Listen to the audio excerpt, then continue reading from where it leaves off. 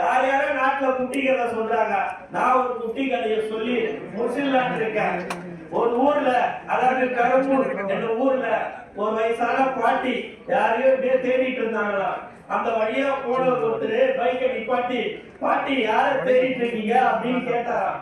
அப்போ அந்த பாட்டி சொன்னாங்களாம், என் பேரன் பேத்தி சொன்னாங்கன்னு நான் ஒரு நடிகருக்கு ஏப்ரல் 23ஆம் தேதி ஓட்டு போட்டதுக்கு அப்புறம் அவர் ஜெயிச்சிட்டார்னு கேள்விப்பட்டேன். ஆனா இது வரைக்கும் அவரை காணோம். இன்னைக்கு வந்து நன்றி சொல்லுவாரு, நாளைக்கு வந்து நன்றி சொல்லுவாருன்னு சொல்லிட்டு இருக்காங்க. ஆனா அவர் வரவே இல்லப்பா, இன்னைக்காச்சும் வருவாரு என் பேரை சொன்னா, அதனாலதான் நான் நின்று இருக்கேன் பாடினாரு.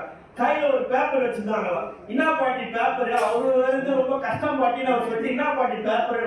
பேப்பர் ஒண்ணு இல்லப்பா, வந்தா குடுக்கலான்னு வச்சுக்கப்பா. என்ன பாட்டின்னு வாங்கி அவர் படிச்சாராம். இந்த மின்வெட்டு பிரச்சனையை எப்போது தீர்த்து தருவீர்கள் சட்டமன்ற உறுப்பினர்கள் அந்த பாட்டி கேட்கிட்டு.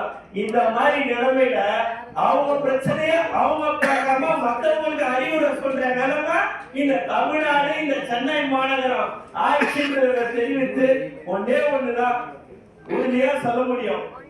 எப்பேற்பட்ட சட்டமன்றம், அதாவது நம்முடைய பேரறிஞர் அண்ணா முதல் நம்முடைய உயிரினும் மேலான அனைத்து தமிழ்நாடு மக்கள் நெஞ்சில் கூடியிருக்கின்ற ஒவ்வொரு குடும்பத்திலும் நிரந்தர முதல்வராக விளங்கிக் கொண்டிருக்கின்ற நம்முடைய தலைவர் வரை மிக கண்ணியமாக நடத்திய அந்த சட்டமன்றத்தை இன்னைக்கு இடிபி பக்கத்துல இருக்க சினிமா ஷூட்டிங் கூடாரமாக தொடர்ந்து மாற்றி கொண்டு வராங்க.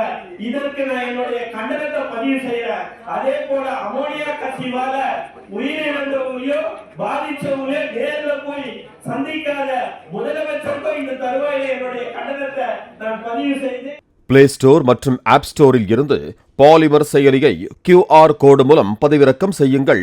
செய்திகளை உடனுக்குடன் பெறுங்கள்.